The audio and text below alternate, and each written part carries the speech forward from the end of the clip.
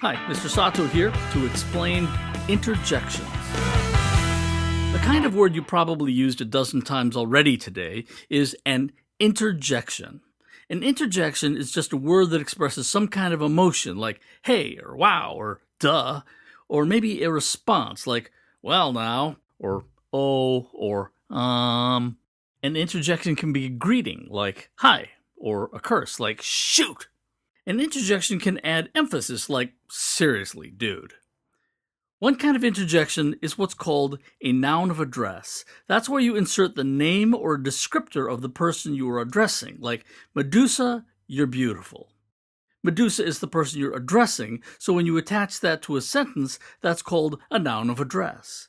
You don't even have to use a name, you can use a descriptor like, you're beautiful, my friend. Senator, you're beautiful. Or you, hideous monster of the loathed darkness, are beautiful.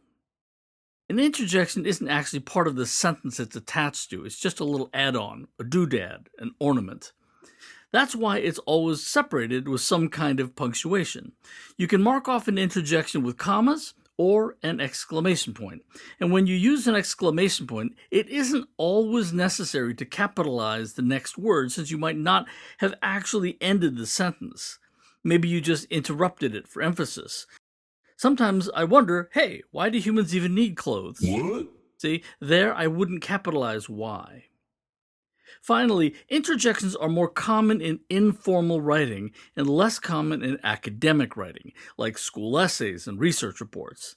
Still, I'm a big advocate of informality in writing because it can add personality and voice to your writing, which can greatly improve the experience of reading your writing.